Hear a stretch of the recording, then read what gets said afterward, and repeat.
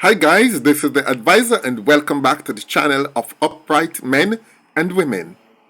Guys, a number of my viewers and subscribers has asked me how they haven't seen me making any comment pertaining to the Thickman's funeral.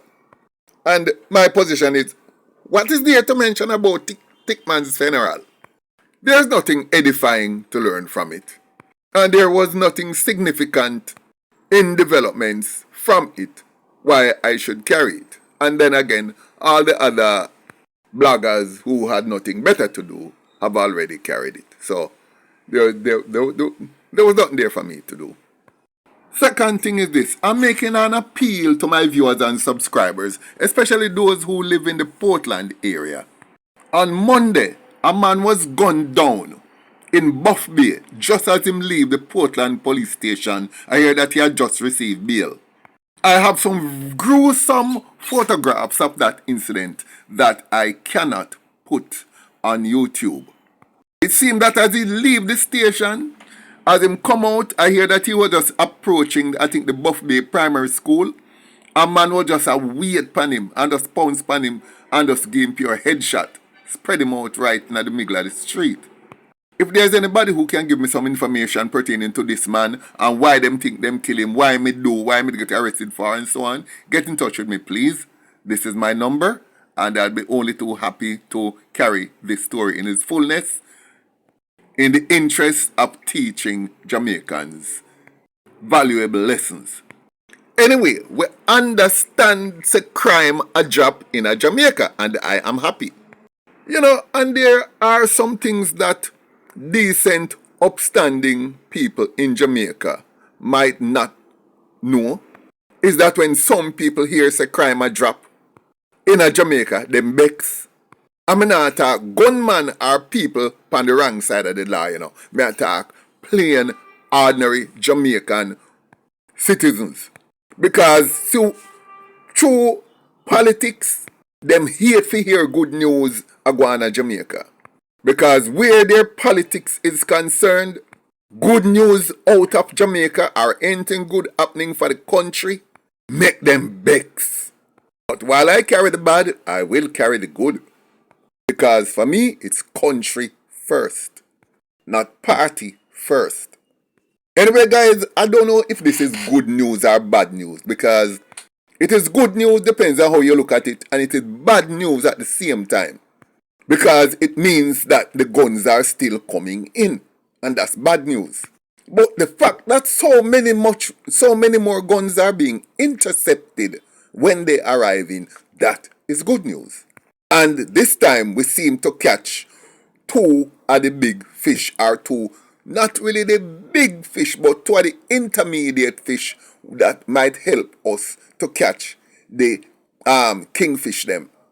And when we use fish to them, mean in the gating, limp wrist thing there, alright? Let me just get that straight. Last night, or should I say before this Wednesday morning, March 2nd, a silver RAV4 was intercepted on the main road in Harbour View near to the Donald Quarry High School. In it were found 2 men and 18 guns, along with several packages of ammunition that has not yet been counted. But it amounts to hundreds, according to what I'm hearing. Now, one of the policemen took some photographs, and this is what they found as soon as they opened up the back of the RAV4.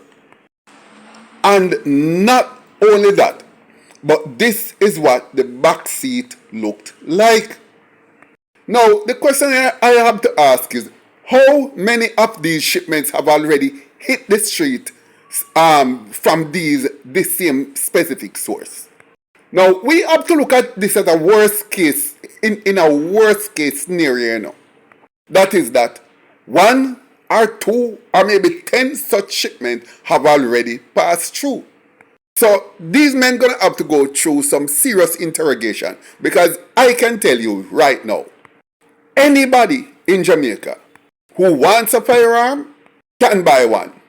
And it's easy to find to buy. You see, just like how nobody advertise weed selling. But if you want a stick of weed, just stop the nearest man and ask him where we can get a stick of weed for buy. And him just point you out, say, oh, go around there, so look for purple gate. Or let me call so and so. The same thing these days is with a gun. Nobody not advertise it, but if you need a gun to buy now, you can get one easy peasy.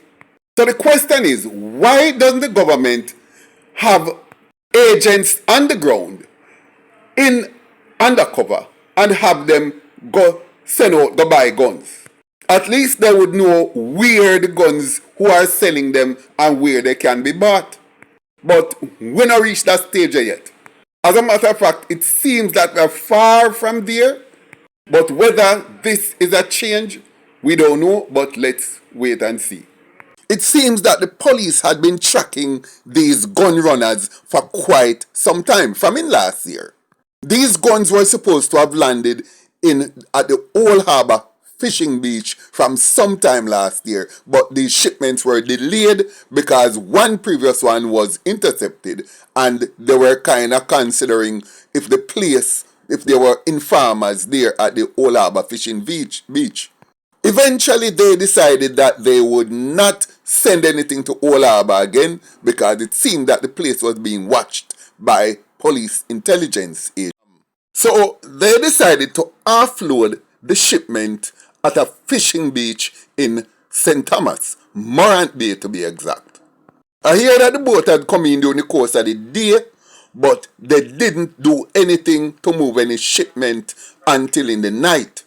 And after 11 o'clock, the movement had started and the illegal contraband were then taken off the ship. Not really a ship, but a decent boat. Now, after the car left St. Thomas and headed back into Kingston, police swooped down on the boat. 2 men escaped and one was actually found by the boat and he has been detained. His nationality is yet to be determined. Then they had set up a dragnet and intercepted the RAV4 on the main road, as I said, just outside of the entrance to Donald Quarry High School. One of those arrested is Ricardo James, this young man.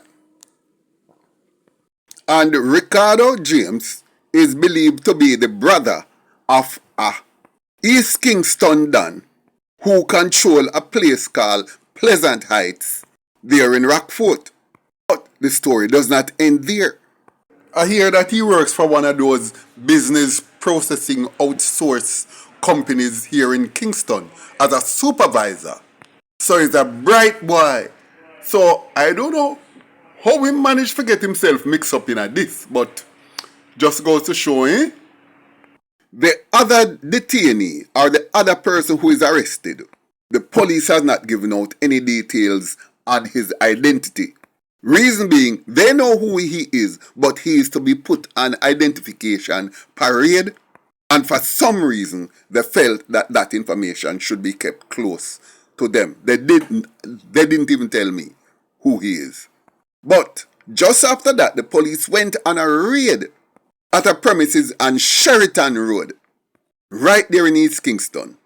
Now, for those people who live in town, I'm gonna give you a rough idea where Sheraton Road is. If you're coming from Harbour View direction, heading to town, just before it's the left turn, just before you come to the Rockfort police station, right in that bend, there's a left turn, and that left turn is right. The left turn is Sheraton Road. Over on the right side, you would have Oliver Road. So you would know Sheraton Road. A very concealed premises on Sheraton Road was also raided, and 2 more guns were found. 3 persons, including 2 women, have been detained on that premises. But so far, none has been arrested.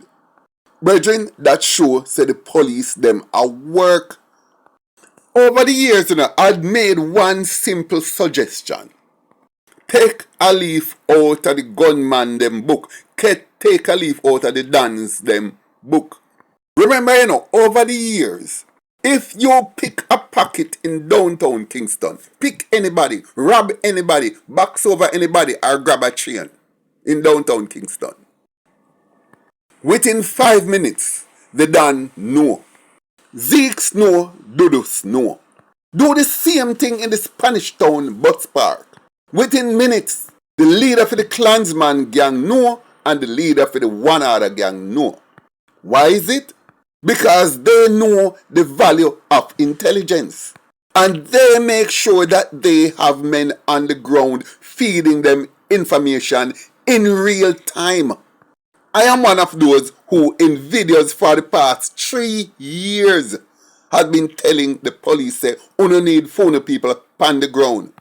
I keep telling them you need to pay people, put them on the sidewalk as hawk and peddlers, make them sell bag juice or whatever, and watch the place.